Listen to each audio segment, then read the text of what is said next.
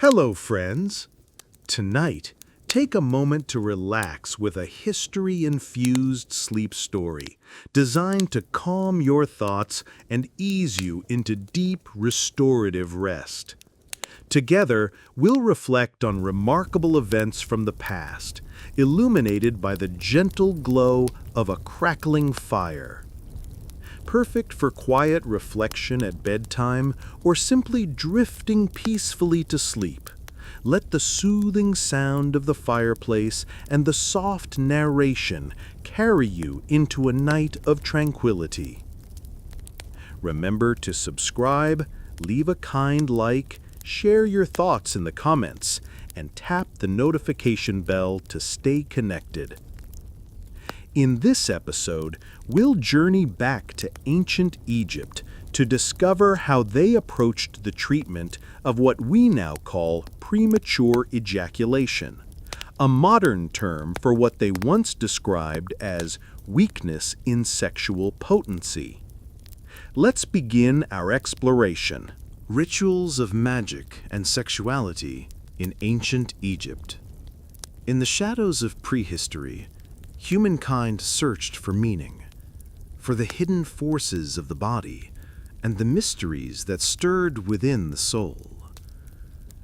When the ancient Egyptians reached the height of their civilization along the banks of the Nile, their beliefs about the body, the spirit, and sexuality were woven tightly into the realms of the gods and the natural world. Sexual life in ancient Egypt was never seen as a mere physical act. It was part of a greater order, a sacred system that blended magic, ritual, religion, and medicine, all working together to preserve balance, fertility, and strength.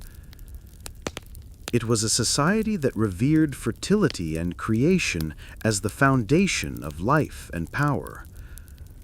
Goddesses and gods, Isis and Osiris, Horus and Hathor, stood at the very heart of the rituals that honored fertility and marriage.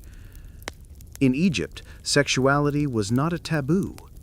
It was celebrated, embraced as a natural cycle of life, viewed as a sacred energy that had to be guided with wisdom and channeled through the proper rites.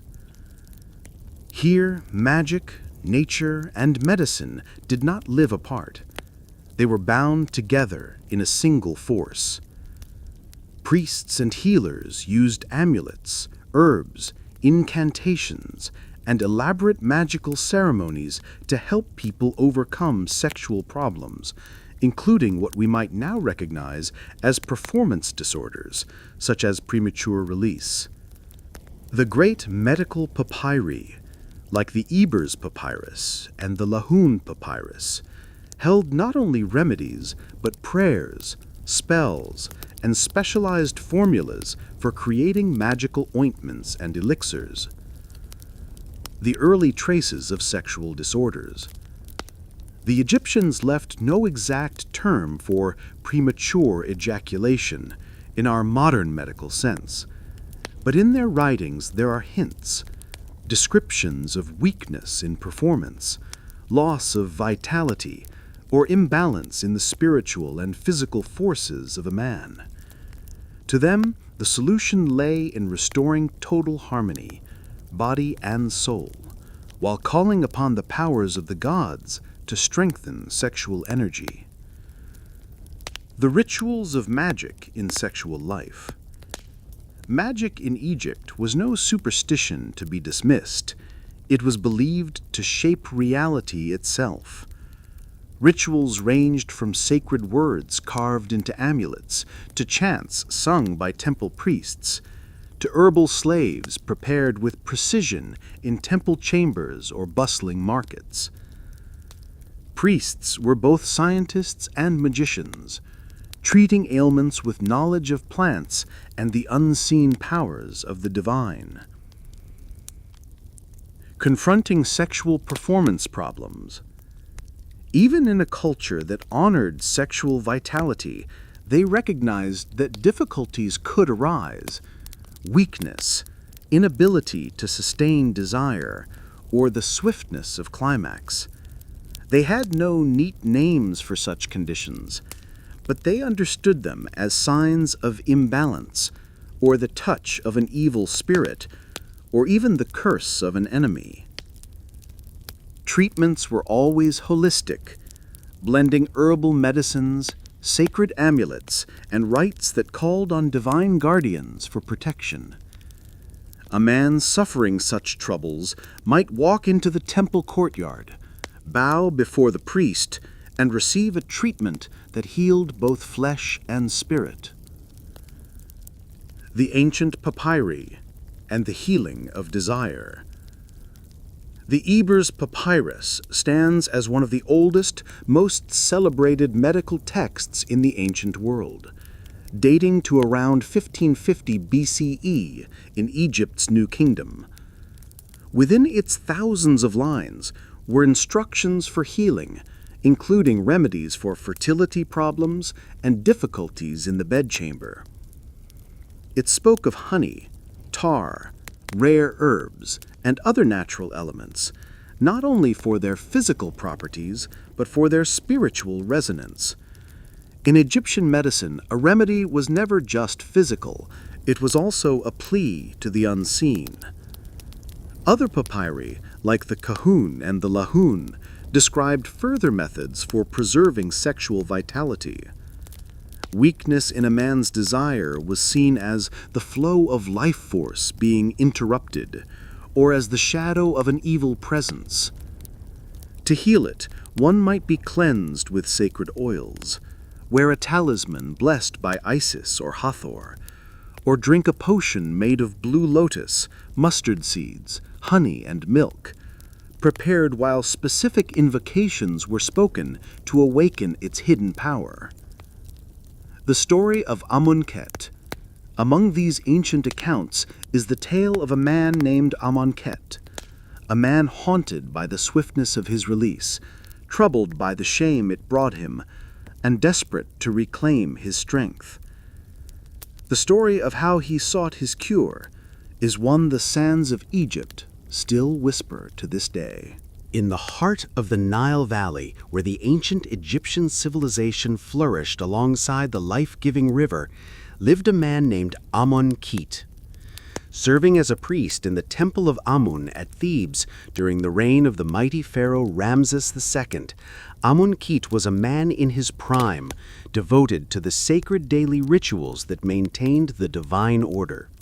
Yet beneath his calm exterior, he harbored a private struggle, a condition that modern medicine might recognize as premature ejaculation.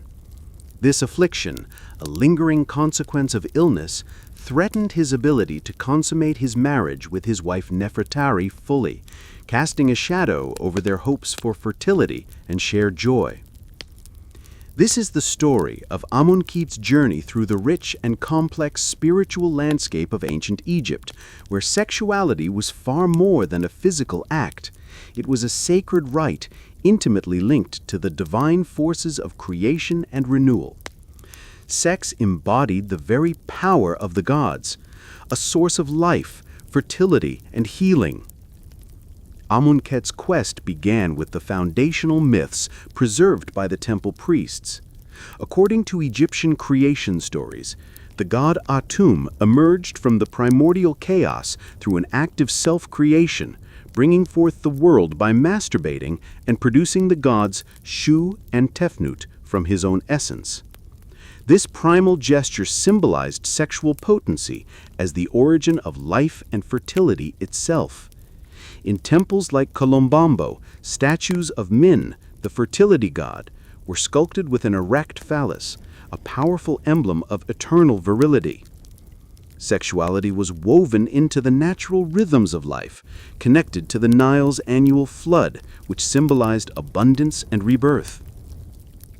Imagine Amun-Ket taking part in grand annual ceremonies where the pharaoh's seed was ritually cast into the Nile, invoking the myth of Osiris, the god who lost his manhood but was restored by his wife Isis.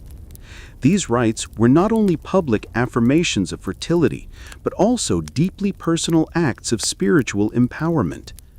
Women, too, employed erotic amulets dedicated to Hathor, the goddess of love and sensuality, to attract their partners. While sexual activity was sometimes viewed as conflicting with ritual purity, the Egyptians used magic, or Heka, to harness and amplify sexual energy beyond the temple walls. Rituals featured talismans made of carnelian and amethyst, believed to promote frequent intercourse, and priests recited prayers to Atum during sacred masturbation rites designed to generate powerful magical forces. Sex was intricately linked with death and rebirth, mirroring the myth of Osiris's death and resurrection. During festivals, reenactments of this myth through ritual sexual union reinforced the belief that sexual acts renewed the very fabric of life itself. Pharaohs performed ritual masturbation into the Nile to guarantee the river's bounty, reflecting the conviction that semen carried divine life force. As Amun-Kit's condition worsened, he sought help through Heka, the magic at the core of Egyptian spirituality. This magic combined words, images, and rituals to effect healing and transformation. To restore his sexual vigor, Amun-Kit consulted a sorcerer named Ptah-Muse, who chanted a spell invoking Osiris. "O Osiris, restore your power, as Isis restored your member." The priest then anointed Amun-Kit's body with a mixture of honey, milk, and pomegranate, substances known to kindle desire. The lotus flower, sacred to Hathor, was also central to these rituals, used to stir lust, grant potency, and induce ecstatic trance-like states. Other celebrations like the Opet festival featured communal drinking, music, and public sexual rites that reenacted Osiris's resurrection through intercourse. Erotic dolls and sensual dances were integral to these ceremonies, emphasizing sexuality's role as a cosmic renewing force. Spells against impotence involved drawing protective symbols on the body, and prayers to Bes, the god who safeguarded sexual health. Amulets crafted from sacred wood and stones carried the power of the gods, while women sometimes used magical dolls to enchant their husbands, echoing Isis's legendary powers. Colors, too, played a role. Red symbolized sexual potency and divine blood. Love spells were inscribed on papyrus and burned to attract desired partners. Amun-Kit fully immersed himself in these rituals, widely practiced throughout Egyptian society. Recipes for overcoming impotence included special ointments and spoken incantations. Even the pharaohs mummified their manhood, believing this preserved their vigor into the afterlife. On one occasion, Amun-Kit and Nefertari donned turquoise amulets symbolizing strength, chanting prayers to Bes while using herbs such as ginger, garlic, and lettuce as natural aphrodisiacs. Women wore lotus necklaces to ignite passion. Erotic dances imitating divine unions were performed in temples, and amulets shaped like genitalia were common in women's rites. Honey and dates were combined with chants to men to boost energy. This magical medical system viewed sexual power as essential to balancing the cosmos. Regarding what modern science terms premature ejaculation, ancient Egyptians saw it as a general weakness of sexual function. While no specific rituals targeted it directly, treatments aimed to delay climax. The lotus was especially prized as a remedy, used in ointments to reduce sensitivity. Amun-Kit applied such an ointment while invoking Hathor. "O Hathor, slow the rush as the Nile slows its flood." Other herbs like okra and ginger were taken to prolong endurance. Physical exercises resembling today's Kegel routines were practiced to strengthen muscles during sacred rites. Spells focused on sustaining power and controlling release, inspired by the myth of Atum's self-mastery. This condition was understood as an imbalance in the Ka, or life spirit, which rituals sought to restore. Ointments containing poppy or mandrake soothed nerves, while garlic and honey were believed to build stamina. Wild lettuce treated both premature ejaculation and nocturnal emissions. Fertility festivals featured public sexual rites to ensure the land's prosperity. Sacred prostitution connected to Hathor was seen as a divine act of arousal.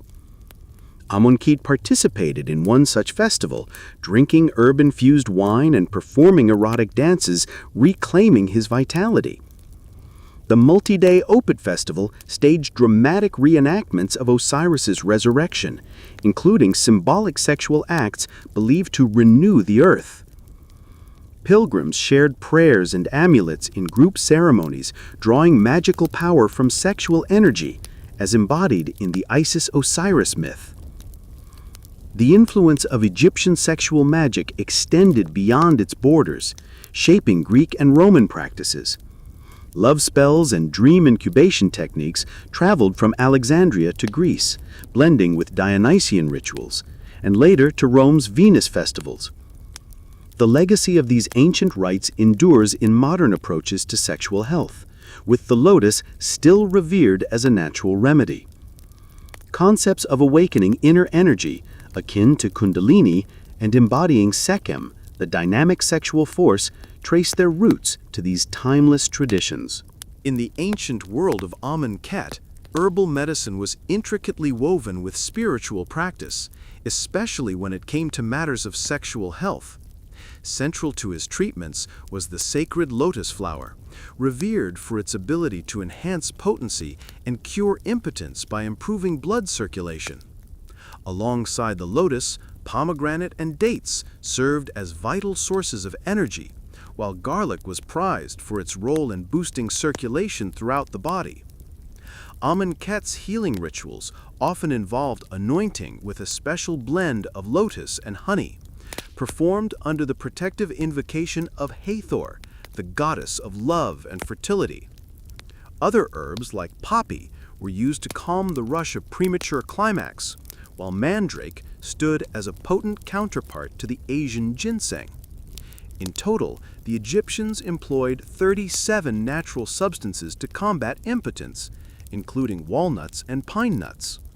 These remedies took the form of ointments, drinks, and were always accompanied by prayers to the gods.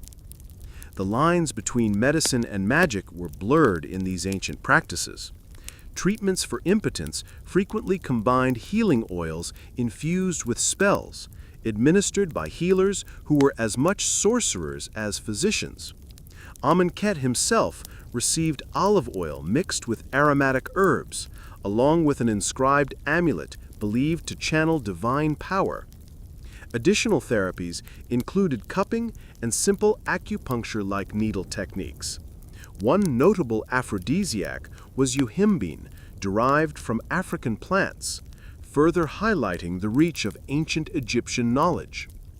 Magic played a critical role in healing, incorporating spells and even ritual dolls intended for sexual restoration.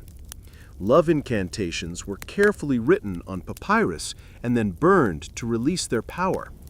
Ptamosi, a sorcerer and healer, used especially crafted doll to cast a spell designed to delay ejaculation, reflecting a sophisticated understanding of sexual control. Sorcery also involved the use of animal parts, such as crocodile hearts, believed to imbue strength and vitality. These practices were especially common in rural villages, where voodoo-like dolls served as focal points for magical direction.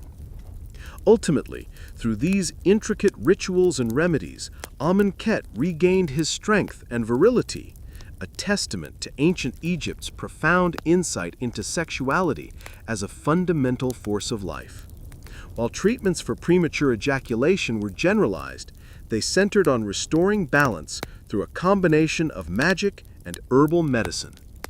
This narrative reveals a civilization that revered sex not merely as a physical act, but as a sacred bridge between humanity and the divine, a legacy that continues to echo through time. The second tale, The Journey of Pak and Ra.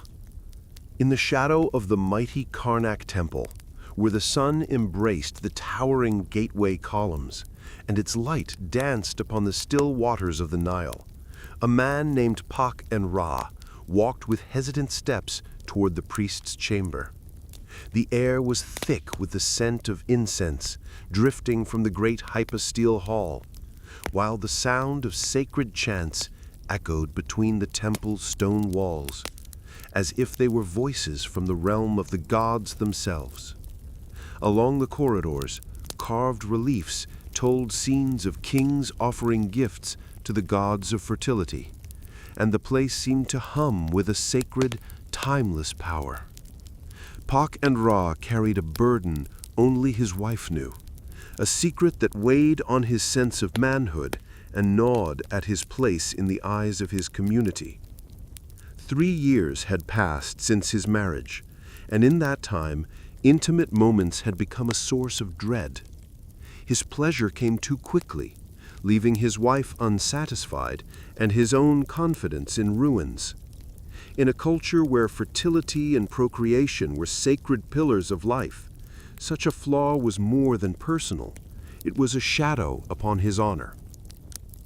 He entered the priest's hall, where the dim glow of oil lamps cast shifting shadows upon lotus-carved columns and the elegant shapes of swans etched in stone. Before him sat the high priest, Mentuhotep, a man with a white beard and eyes that seemed to see into the soul more than they saw the flesh. He wore a robe of fine linen, and around his neck hung a golden pendant bearing the eye of Horus, symbol of protection and strength. The priest reached for a small wooden chest, its surface carved with symbols of the gods of love and fertility, and from it he drew a talisman shaped like a bitter gourd, inscribed with the marks of Isis and Osiris, and a small vessel containing golden honey, mustard seeds, and the blue lotus flower. Its fragrance was a marriage of sweetness and warmth, a scent born of faith in the earth's gifts and the sky's blessings. Mentuhotep placed a hand on Pak and Ra's shoulder and said, "My son, this is not merely medicine. It is a gift from the gods, a union of earth's strength and heaven's secret. Anoint your body with it before you embrace your wife and speak these words. As the Nile flows without ceasing, so let my strength flow through my body without faltering. When you feel the warmth of life in your veins, you will know the gods have heard you." Pak and Ra thanked the priest, holding the talisman and vessel as though they were treasures beyond price. He left Karnak with steadier steps, his eyes lifted to the clear sky over Thebes. In the nights that followed, he felt some improvement, but the strength he longed for still eluded him. This led him to seek another healer, a man named Hotep, known among the craftsmen's quarter for his skill with rare herbs. There he spoke more openly, describing in detail how his pleasure ended abruptly, as if a stream of water had been cut off without warning. Hotep listened in silence, then prepared a new remedy. Powdered fenugreek powder blended with papyrus oil to be mixed with the pulp of red dates and accompanied by a sacred incantation spoken before sunset. Each evening, as the sun dipped behind the horizon, Pak and Ra sat on his balcony overlooking the Nile, mixing the fenugreek powder with papyrus oil, then folding in the red date pulp until it became a warm, fragrant paste. He placed it in a small clay vessel, etched with the symbol of the papyrus blossom, and massaged it slowly into his skin while reciting the words Hotep had taught him. "O gods of the Nile, let my strength be as your current, and my heat as the warmth of Ra's sun." 7 days passed, and with each night his body felt renewed. Yet deep within, a part of him still sensed something missing, as though the cure he sought required more than fleshly healing, as though his spirit, needed its own restoration. So he journeyed to the temple of Hathor at Dendera, a place famed for its rites of love and fertility. There a priestess greeted him, her robe of white linen woven with bright colors, and in her hands a silver vessel filled with water, perfumed with rose petals and blue lotus. She instructed him to bathe in the sacred water under the moonlight, then to enter a small chamber whose walls were painted with scenes of the gods in divine embrace. The air filled with the scent of incense as she began to chant ancient prayers. That night, for the first time, Pak-en-Ra felt a deep peace in his heart. He understood then. The true healing lay in the union of body and soul, in restoring the sacred connection within himself. He left Dendera carrying the herbal blend from Shechem-Hotep, the talisman from Mentu-Hotep, and the blessing of the priestess of Hathor. In his heart he believed that the union of these three forces would return his strength and restore his balance. A few days later, the night came when he knew everything was ready.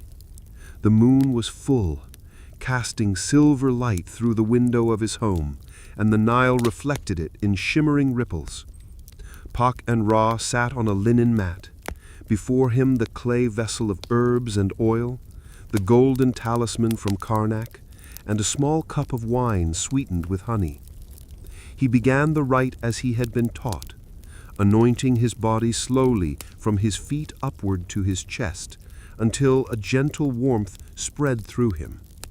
He pressed the talisman to his heart, speaking Mentu-Hotep's words in a calm voice, then added the priestess's blessings from Dendera. He felt the room fill with an unseen energy, and his body responded as the earth responds to the rain of spring. When his wife entered, the glow of candles and the fragrant smoke of incense made the room feel like a sacred hall. He approached her slowly, his eyes holding the confidence he had long thought lost. That night was not merely physical. It was a celebration, a triumph over fear, a reunion of body and spirit. In the morning she smiled by him and said that nothing they had shared before could compare to this night. Pak-en-Ra realized then that his journey through healers and temples had been more than a search for a cure. It had been a search for his truest self. In the years that followed, Pak-en-Ra became a voice for the union of medicine and the spiritual, advising all who trusted him never to neglect the power of ritual and belief alongside the remedies of the body, for only then could a person live in complete balance.